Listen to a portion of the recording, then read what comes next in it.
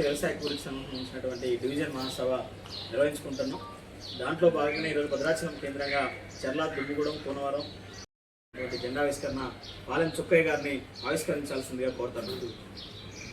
వర్ధిల్లాలి ఎర్ర జెండా, వర్ధిల్లాలి ఎర్ర జెండా, పోరాడదాం ఎర్ర జెండా కోసం, ఎర్ర జెండా కోసం, వర్ధిల్లాలి సిపిఎంఎల్ మాస్ లైన్, వర్ధిల్లాలి సిపిఎంఎల్ మాస్ లైన్, వర్ధిల్లాలి రైతు సంఘం, వర్ధిల్లాలి ఐక్య రైతు సంఘం.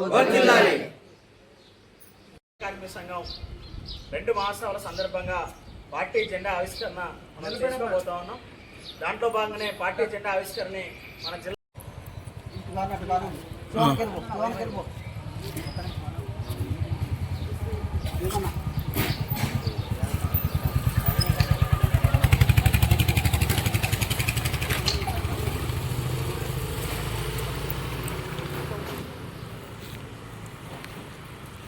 వర్ధిల్లాలి ఎర్ర జెండా, వర్ధిల్లాలి శ్రామికుల జెండా, వర్ధిల్లాలి కార్మిక కర్షకుల జెండా, వర్ధిల్లాలి సిపిఎంఎల్ మాస్ లైన్, వర్ధిల్లాలి సిపిఎంఎల్ మాస్ లైన్, వర్ధిల్లాలి ఐక్య రైతు సంఘం, వర్ధిల్లాలి ప్రగతిశీల వ్యవసాయ కార్మిక సంఘం, వర్ధిల్లాలి ప్రగతిశీల వ్యవసాయ కార్మిక సంఘం.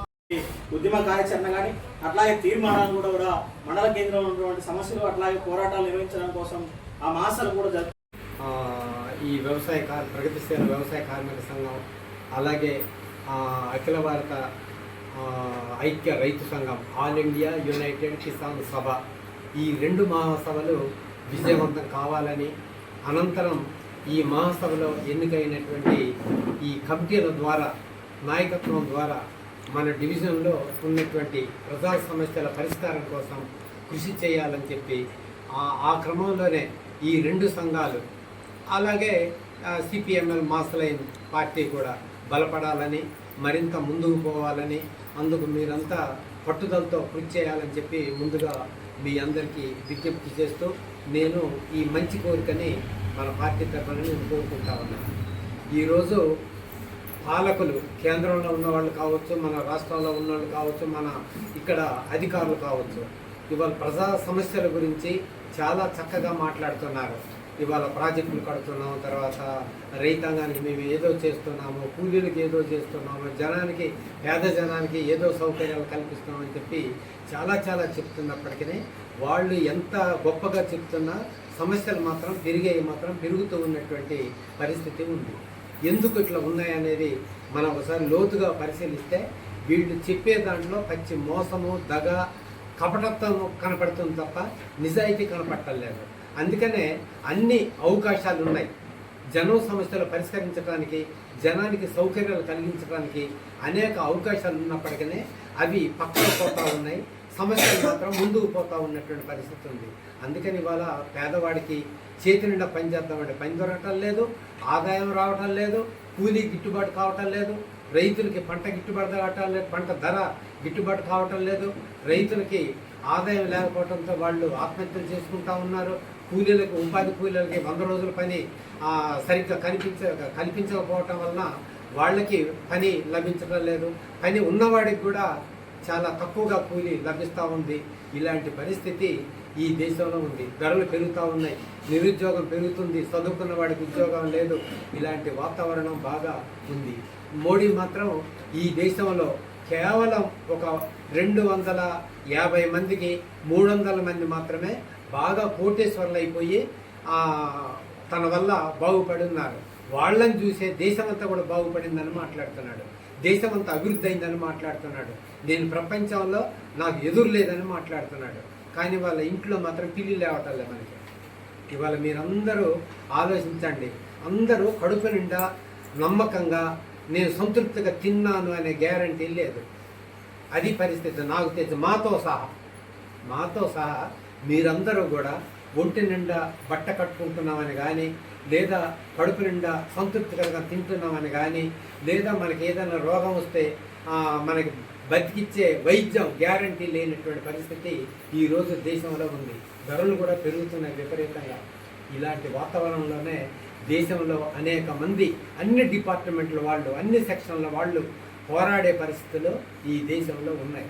అందుకని ఇలాంటి పరిస్థితుల్లో మన సిపిఎంఎల్ ప్రజాపంద పార్టీ మాసలైన పార్టీ చెప్పేది ఏంటంటే ఈ పాలకులు కొద్దిమంది తరఫున వీళ్ళు పరిపాలిస్తున్నారు. వీళ్ళు బూర్జువాల తరఫున ఉన్నారు, పెట్టుబడిదారుల తరఫున ఉన్నారు, కార్పొరేట్ కంపెనీల తరఫున వీళ్ళు ఉన్నారు, పేదవాళ్ళ తరఫున లేరు. చెప్పేది పేదవాళ్ళ గురించి, చేసేది మాత్రం పెద్దల కోసం చేస్తున్నారు. అందుకని ఈ దేశంలో అన్నీ ఉన్నా ఏదో సామెత చెప్పినట్టుగా మనకి ఏమీ లేని పరిస్థితి ఏర్పడతా ఉంది. అందుకని మన కమ్యూనిస్ట్ పార్టీ చెప్పేది ఏంటంటే, మన సిపిఎంఎల్ మాసలైన పార్టీ చెప్పేది ఏంటంటే, మన ఆల్ ఇండియా యునైటెడ్ కిసాన్ సభ కానివ్వండి, లేదా ప్రగతిశీల కార్మిక సంఘం, వ్యవసాయ కార్మిక సంఘం చెప్పేది కానీ ఏంటంటే, ఈ సమస్యలకు కారణం ఈ పాలకులే. అందుకని ఈ సమస్యల మీద మనకి భ్రమలొద్దు. మనం అందరం ఐక్యం కావాలి, చైతన్యవంతులం కావాలి, సంఘాలు పెట్టుకోవాలి, ఉద్యమాలు చేయాలి. ఈ పాలకుల యొక్క మెడలు వంచాలని చెప్పి ఈ సంఘానికి సంబంధించిన కార్యక్రమం చెప్తుంది. దీని నిబంధన వాళ్ళు చెప్తుంది. మనమంతా కూడా కట్టడిగా ఉండాలి, చైతన్యంతో ఉండాలి, మనం ఎర్ర జెండా కింద నిలబడాలి, మనం సమావేశాలు పెట్టుకోవాలి, సభలు పెట్టుకోవాలి, అనేక ప్రజా సమస్యలు ఇప్పుడు నేను చెప్పినట్టుగా ఇవి చర్చించుకోవాలి, కార్యక్రమాలు వేసుకోవాలి. ఇంకా మనం ఇప్పుడు 35 మంది ఉన్నామని చెప్పి సాయాన్ని చెప్తున్నాడు. వీళ్ళందరం వీళ్ళే కాకుండా ఇంకెక్కువ మందిని మనం సమీకరించుకోవాలి. ఎవరికి వాళ్ళు మాకెందుకులే మా ఇంట్లో పని ఉంది అని ఎవరికి వాళ్ళు అనుకుంటే మన తరఫున ఎవరు పని చేయరు, మన తరఫున ఎవరు తెచ్చిపెట్టరు. మనం అది కూడా గుర్తుంచుకోవాలి.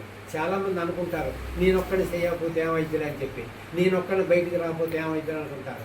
ఇవాళ ఉదాహరణకి వాళ్ళ అక్కో అన్నో లేదా మన బుజ్జక్కో ఇట్లా మన సాయన్నో ఎవరో ఒకళ్ళ శివన్నో ఇట్లా ఏదో కొంతమంది ఈ ప్రయత్నం చేయకపోతే ఇప్పటికి కూడా ఇంతమంది మనం పోతాం. అంటే ఎవరో ఒకళ్ళు ప్రయత్నం చేయాలి. అందుకని నేను అనేది ఏంటంటే, ఇప్పుడు మనం ఊరికనే ఏదో పిలిచాము, వచ్చారు, కూర్చున్నాం, పోయాం, చెప్పారు, విన్నాం అనేది కాకుండా ఇవాళ మన ప్రయత్నం, మన పెద్దోళ్ళు చెప్పే విషయాలు మంచిగా కావా అనేది చూసుకున్నప్పుడు, మంచివి అనుకున్నప్పుడు ఈ మంచి విషయాల్ని మనం కూడా ఎందుకు ప్రచారం చేయకూడదు, ఎందుకు మనం నలుగురికి చెప్పకూడదు, వీళ్ళందరిని ఎందుకు మనం సమీకరించకూడదని చెప్పి ప్రతి ఒక్క సభ్యుడు, ప్రతి ఒక్క కార్యకర్త, ప్రతి ఒక్క నాయకుడు ఆలోచించి మనం సొంత పని కొద్ది తగ్గించుకొని ఈ ప్రజల పని కొద్ది ఎక్కువగా పెంచుకొని చేస్తే ఈ దేశంలో ప్రజా సమస్యలు ఖచ్చితంగా మారతాయని చెప్పి మన డాక్యుమెంట్లు చెప్తున్నాయి. ఈ సంఘానికి సంబంధించిన డాక్యుమెంట్లు, రైతు సంఘం కానివ్వండి, వ్యవసాయ కార్మిక సంఘం జెండా కానివ్వండి, మన పార్టీ సిద్ధాంతం కానివ్వండి. కనుక మీరు ఈ ప్రజా ఐక్యత మీద నమ్మకం ఉంచుకోండి, మన సొంత కాళ్ళ మీద మనం నమ్మకం ఉంచుకోవాలి. ఆ విధంగా రైతు సమస్యల మీద పోరాటం చేయాలి, కూలీ సమస్య మీద పోరాడాలి. మామూలుగా ఈ పేటల్లో ఉన్న ప్రజలు వాళ్ళ రోడ్ల అభివృద్ధి కోసమో, మంచినీళ్ళ సమస్య శుభ్రత కోసమో, లేకుండా పారిశుద్ధ్యం కోసమో, ధరలు తగ్గించాలనో, లేదా స్టోర్లు 1-2 వస్తువులు ఇవ్వటం కాకుండా మాకు 12 రకాల వస్తువులు మాకు అందించాలి అని వాళ్ళు పోరాటం చేయాలి. ఇట్లా మాకు వర్షాకాలం వచ్చేదే వర్షాకాలం, వరదలు వచ్చి కొత్త నీళ్ళు రావటం వల్ల జనాలు దగ్గులు మొదలవుతున్నాయి చూసారా, అప్పుడప్పుడు వచ్చే వాటికి. అందుకని ఈ విధంగా మాకు వైద్య శిబిరాలు పెట్టాలి, ఫ్రీగా ఉచితంగా మాకు మందులు ఇవ్వాలని చెప్పి వాళ్ళు పోరాటం చేయాలి. రైతులు కూడా పాత అప్పులు రద్దు చేయండి. వాళ్ళకి రేపు మే 25వ తారీఖు నుంచి ఖరీఫ్ సీజన్ ప్రారంభమవుతుంది. అంటే వర్షాకాలము వ్యవసాయ సీజన్ మొదలవుతుంది. దీనికి రైతుకు కావాల్సిందేంటి, తనకి పాత అప్పులు రద్దు కావాలి, కొత్త రుణాలు అప్పులు కావాలి, విత్తనాలు కావాలి. విత్తనాల ధర మొన్న పెంచారు, 50 రూపాయలు పెంచారు. మరి అందరికి తెలుసో లేదో కానీ 50 రూపాయలు పెంచారు. ఇప్పటికే భారం అనుకుంటే అదనపు భారాలు పెంచుతున్నారు. ధరలు పెంచడం వల్ల విత్తనాల ధరలు పెంచితే ఎవరికి లాభం? కంపెనీలకు లాభం, పెట్టుబడిదారులకు లాభం, దోపిడీదారులకు లాభం, రైతులకు లాభం కాదు. రైతుకు పెట్టుబడి పెరుగుతుంది. ఒక విత్తనమైనా కాదు, అనేక ఇంకా ఉన్నాయి, పురుగు మందులు ఉన్నాయి, ఎరువులు ఉన్నాయి, ఇంకా వ్యవసాయ పరికరాలు ఉన్నాయి. మరి తను బతికి తను కొట్లో సరుకులు తెచ్చుకొని వండుకొని తిని తను జీవించి వ్యవసాయం చేయాలి. అంటే ధరల నిత్యావసర వస్తువులు కూడా పెరుగుతున్నాయి. మరి ఇలాంటి పరిస్థితుల్లో రైతును ఆదుకొని తను సౌకర్యంగా పంటలు పండించేటట్టుగా ఉండాలి.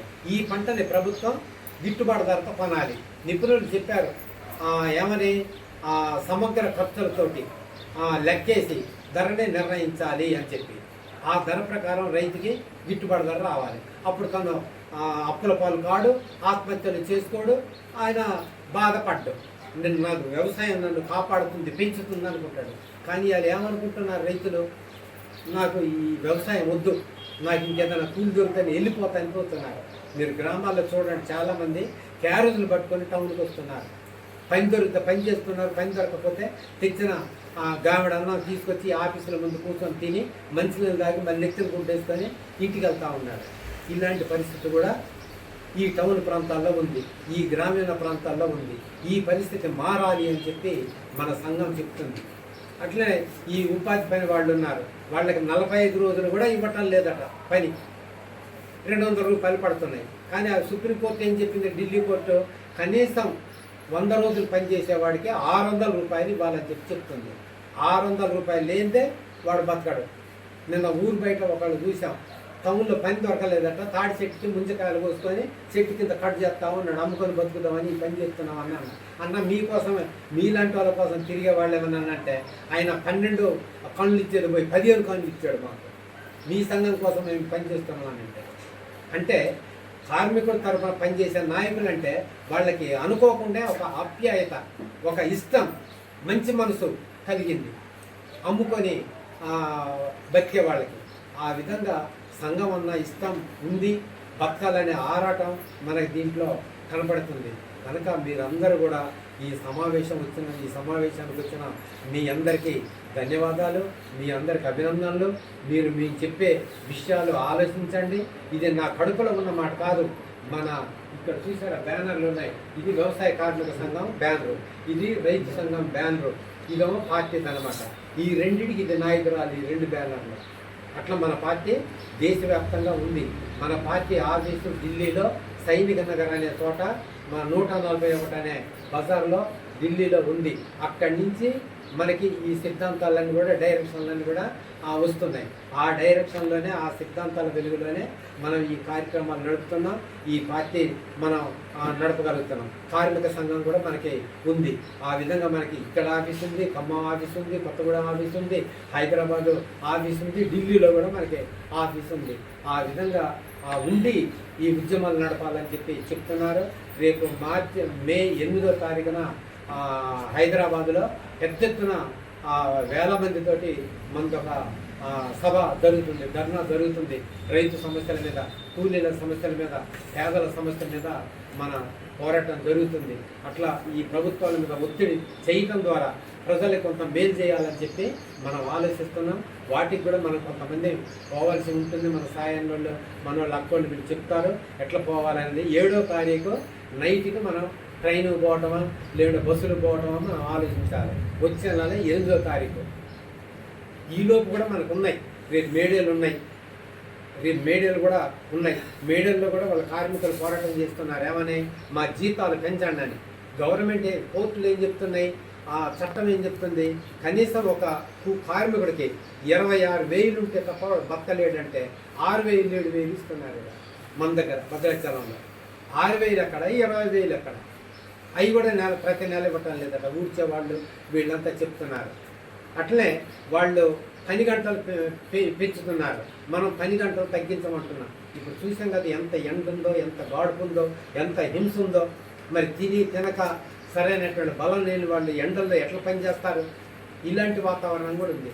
రోగాలు పాలవుతున్నారు, పుట్టుకతోటే రోగాలు పాలవుతున్నారు. ఇప్పుడు మన శివన్న ఒకరిని కాళ్ళు చేతులు మెదడు సరిగా రాకపోతే, చిన్న పిల్ల ఒక మీటింగ్ పోతే నా ముందు ఇసుక దెబ్బలో కూర్చొని కనపడుతుంది. ఎవరి పిల్ల చూస్తే మంచి కనపడుతుంది, ఆరోగ్య ముచ్చ